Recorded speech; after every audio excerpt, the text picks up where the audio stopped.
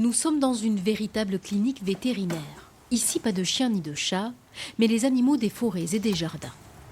Là, on a une petite chouette hulotte, donc une chouette hulotte qui s'est fait percuter par une voiture il y a très récemment. Les chocs de nuit contre des véhicules, c'est la principale cause de blessures chez les oiseaux dès l'automne. Sur les 800 animaux recueillis par le centre de soins Alcatorda, plus d'un quart ont subi des traumatismes plus ou moins graves. Les victimes sont majoritairement les rapaces nocturnes. L'idéal, du coup, c'est de le mettre dans un carton, avec une bouillotte pour le réchauffer. Les animaux tombent très facilement en hypothermie et la température corporelle d'un oiseau est de 41 degrés. Donc c'est assez impressionnant comparé à nous, donc ils descendent très rapidement en température.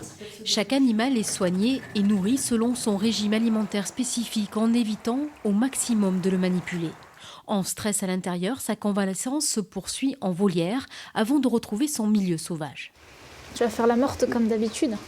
On a enlevé le barbage récemment, donc c'est pour ça qu'elle ne se perche pas et qu'elle reste encore dans les coins, puisque du coup maintenant il va falloir qu'elle se remuscle. Donc c'est pour ça qu'il y a des perchoirs du coup à différentes hauteurs, pour qu'elle puisse du coup petit à petit en fait refaire travailler son aile et du coup se remuscler petit à petit. Créé après la marée noire de l'Erika par la Fédération des chasseurs, Alcatorda recueille aussi les autres victimes de l'hiver, beaucoup de jeunes hérissons qu'il ne faut pas hésiter à confier au centre de soins le plus proche.